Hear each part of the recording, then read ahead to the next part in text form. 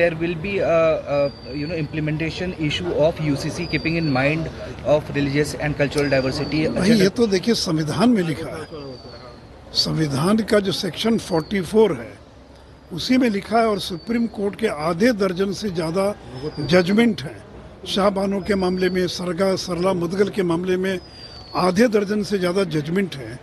इसमें supreme court ने कहा है कि कॉमन सिविल कोड लागू होना चाहिए, यूनिफॉर्म सिविल कोड लागू होना चाहिए।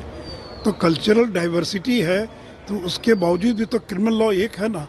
हत्या के मामले में हिंदू, मुसलमान, ईसाई के लिए अलग अलग कानून नहीं है। तो वैसे ही अगर एक पुरुष की एक पत्नी होनी चाहिए, बहुपत्नी नहीं होनी चाहिए, इसमें कल्चरल डाइवर्सिटी का क्या संबंध है? अगर डाइवोर्स के बाद अगर तलाक हो जाता है और तलाक का कानून समान होना चाहिए, इसमें कहाँ कोई बाधा है? या अगर किसी महिला का तलाक हो गया तो उसको गुजारा भत्ता मिलना चाहिए, इसमें कहाँ कोई डाइवर्सिटी आड़े आ रही है? तो ये जो फैमिली लॉ है, आपका तरीका अलग अलग रहेगा।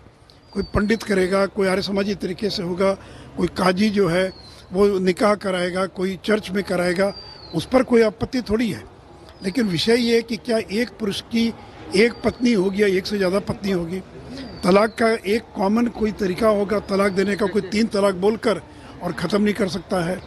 उसी प्रकार मेंटेनेंस के बारे में अगर एक तरह की व्यवस्था होगी कि मेंटेनेंस मिलना चाहिए कि नहीं मिलना चाहिए, एडॉप्शन के बारे में, और ख़ास करके लड़कियों के साथ जिसमें भेदभाव है, जैसे कई लॉ के अंदर लड़कियों को संपत्ति में अधिकार नहीं है, परिवार को एडॉप्शन का अधिकार नहीं है, तो सक्सेशन के मामले में, एडॉप्शन के मामले में, डाइवोर्स के मामले में, मैरिज के मामले में एक समान कानून बने, यही तो समान आचार संहिता है। लेकिन कुछ लोग जानबूझकर ये दुष्प्रचार करते हैं कि आपके जो व्यक्तिगत कानून को ख़त्म कर दिए जाएंगे।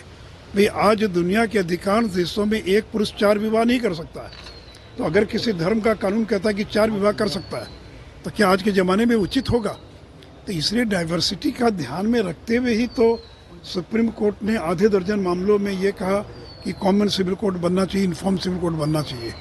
या फिर जैसा मैंने कहा कि अलग अलग कमीशन ने, अलग अलग आयोग ने इस बात की अनुशंसा की है। और जो 21st जो कमीशन है, लॉ कमीशन, उसने भी ये नहीं कहा कि ये लागू नहीं होना चाहिए, उसके अलग प्रकार के सुझाव हैं। तो इसलिए इस पर मतभिन्नता हो सकती है लोगों के, लेकिन सुप्रीम कोर्ट के आधे दर्जन ऑर्डर हैं, स्टैंडिंग ऑर्डर हैं, 2023 का ऑर्डर है कि अब तक क्यों देर हो रही, क्यों नहीं, और यूनिफॉर्म सिविल कोड लागू होना चाहिए। तो हम तो जो संविधान में लिखा है उसी को लागू करने की दिशा में भारतीय जनता पार्टी आगे बढ़ने का प्रयास कर रही है। कितने मेंबर्स आएंगे सर? तो रूटीन बैठक है जो पार्लियामेंट्री स्टैंडिंग कमेटी जिसका मैं चेयरमैन हूँ, तो 3 जुलाई की जो बैठक है उसके अंदर जो लॉ कमीशन है और जो लेजिस्लेटिव डिपार्टमेंट है, लीगल अफेयर्स डिपार्टमेंट है, उनको आमंत्रित किया गया है ताकि जो कॉमन सिविल कोड पर जो 11th लॉ कमीशन की जो रिपोर्ट थी, जो कंसल्टेशन पेपर था, उसमें क्या है, उसके क्या हाइलाइट्स हैं, उसके बारे में ब्रीफ करने के लिए उन लोगों को बुलाया है। और सारे एमपीज़ रहेंगे, फिर उनके जो सवाल जवाब होंगे उनका वो लोग जवाब देंगे। तो ये मेनली जो 11th लॉ कमीशन जो है उसकी जो रिपोर्ट है, कंसल्टेशन पेपर जो है, उस पर विचार करने के लिए वो कमेटी की बैठक बुलाई गई है। So some political parties have not made their stand clear. Also, some Congress leaders are saying that एक अलग विषय, देखिए इसका कोई कमेटी से मतलब नहीं है, 2 अलग अलग विषय है। जहाँ तक कमेटी की बात है तो कमेटी में तो सभी पार्टी के लोग हैं और वहाँ पर इस पर डिस्कशन होगा 3 जुलाई को। आवश्यकता होगी तो बाद में भी मीटिंग होगी। बाकी इस कमेटी की बैठक का अलग अलग दलों के से कोई संबंध नहीं। बाकी मेरा व्यक्तिगत कोई अगर आप पूछिएगा तो मैं अपनी बात बोल सकता हूँ, लेकिन जो कमेटी की मीटिंग है वो तो नॉन पॉलिटिकल होती है और उसमें सभी दलों के लोग रहते हैं और किसी भी महत्वपूर्ण विषय पर वो कमेटी चर्चा कर सकती है। तो इस बार हम लॉ कमीशन की रिपोर्ट जो है और उस पर हम लोग चर्चा करेंगे। सर, अपीजमेंट पॉलिटिक्स की वजह से क्या जो डिस्कशन हो रहा है उस पर वो अफेक्ट करेगा, उसके ड्रॉबैक्स या मेरिट्स का? इस कमेटी से उसका कोई बाकी चीज़ों का कोई संबंध नहीं है।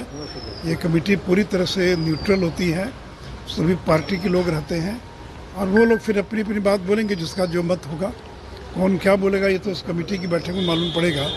तो अभी जो बैठक हो रही उसका पर्पस केवल इतना ही है। सर 21st लॉ कमीशन 2018 में बोली थी कि इसकी ज़रूरत उस समय नहीं थी। क्या अब इलेक्शन, जब जनरल इलेक्शन 2024 में होने वाला है, एक साल पहले, अब क्या इसका देखिए, मैं आना चेयरमैन के नाते इस पर कोई टिप्पणी नहीं करूंगा, क्योंकि ये जो कमेटी की मीटिंग्स होती है कॉन्फिडेंशियल होती है, और इसलिए उसके बारे में मैं कोई अलग से बोल सकता हूं, लेकिन एज ए कमेटी चेयरमैन मैं उस पर कोई टिप्पणी नहीं करूंगा। सर, नीतीश कुमार आनंद फानन में विधायकों के साथ बैठक कर रहे हैं, क्या लगता है अमित शाह से डर गए क्या? नहीं, डरे हुए हैं, इसीलिए वो एक एक विधायक को बुलाकर, आज तक तो 13 साल में विधायकों को 2-2 महीना समय तक नहीं दिया उन्होंने। और अब देखेंगे तो जो विधायक, जो लग रहा है एक खास वर्ग विशेष के लोग हैं, उन्हीं लोगों को बारी बारी से बुलाकर बातचीत की जा रही है। उनको डर है कि जनता दल का तो कोई भविष्य बचा नहीं, जनता दल यू तो 2024-25 आते आते ख़त्म हो जाएगी, तो उनके विधायकों में भगदड़ ना मचे, उसको रोकने के लिए ये सारी कवायद हो रही है। तो इसलिए 13 साल तो उन्होंने विधायकों को न समय दिया, ना मिले, ना कोई बातचीत की। अब अंतिम समय में उनको विधायक याद आ रहे हैं, तो इसलिए विधायकों को लग रहा है कि नीतीश कुमार के बाद इस पार्टी का क्या होगा। इस पार्टी का कोई भविष्य दिखाई नहीं पड़ता है। लालू यादव की पार्टी को तो तेजस्वी यादव चलाएंगे या तेज प्रताप चलाएंगे, कांग्रेस को राहुल गांधी चलाएंगे, लेकिन जनता दल को कौन चलाएगा? ये तो कोई परिवार की पार्टी है नहीं, तो नीतीश कुमार के बाद इसका कोई भविष्य नहीं। और जब उन्होंने ये ऐलान कर दिया कि मेरा उत्तराधिकारी जो है वो तेजस्वी यादव होंगे, तो फिर तो कोई जो जनता दल के लोग ये स्वीकार करने के लिए तैयार नहीं है कि कोई पार्टी का उत्तराधिकारी दूसरे पार्टी का नेता हो, और वो भी तेजस्वी यादव हो, लालू का बेटा हो, जिसके नाम से बिहार को डरते हैं, घबराते हैं। तो इसको कोई जदयू का नेता स्वीकार करने के लिए तैयार नहीं है। इसलिए भगदड़ को रोकने के लिए ये सारी कवायद उनकी चल रही है। दूसरा ये कि कल जो है, जो कल अमित शाह जी का भाषण हुआ मुंगेर के अंदर, उस पर जो सवाल उठा रहे हैं जदयू के लोग, राजद के लोग, ललन जी, तो मैं इतना ही कहूँगा कि ललन सिंह को हराने के लिए बीजेपी का एक अदना कार्यकर्ता पर्याप्त है। कमल का चिन्ह लेकर जो मैदान में आ जाएगा वो ललन सिंह को मुंगेर लोकसभा में हरा देगा। और जहाँ तक मुंगेर और बिहार को मदद की बात है, तो 1 लाख करोड़ रुपए से ज़्यादा की केवल सड़कों के क्षेत्र में बिहार में काम हो रहा है। ललन जी केवल बताएं कि ये बख्तियारपुर, मोकामा, सिमरिया, खगड़िया जो 4 लेन बन रहा है, जिसका एक बड़ा हिस्सा उनके क्षेत्र में है, क्या वो केंद्र के कारण नहीं बन रहा है? बिहार में 8 नए मेडिकल कॉलेज स्थापित हो रहे हैं, क्या ये केंद्र की मदद से स्थापित नहीं हो रहे हैं? अब बगल में मोकामा के अंदर जो राजेंद्र सेतु है, उसके समानांतर एक नए पुल का 3000 करोड़ की लागत से निर्माण हो रहा है। तो ये जो पुल बन रहा है यह केंद्र की सौगात नहीं है। इसलिए केंद्र की सरकार ने बिहार के विकास के लिए, फिर वो चाहे बरौनी का खाद कारखाना हो, 8000 करोड़ की लागत से खाद का कारखाना बनकर तैयार हो गया। ये तो ललन जी के पुराने चुनाव क्षेत्र बेगूसराय का हिस्सा है। तो इन लोगों ने टीन का चश्मा लगा रखा है, इनको कोई दिखाई नहीं पड़ता है। ये कहते हैं कि बिहार में कोई काम ही नहीं हो रहा, बिहार में कोई विकास ही नहीं हो रहा है। तो इतना काम हो रहा है बिहार के अंदर, तो भले ही ललन जी को दिखाई पड़े ना पड़े, लेकिन बिहार की जनता देख रही है कि बिहार में किस प्रकार विकास का काम हो रहा है।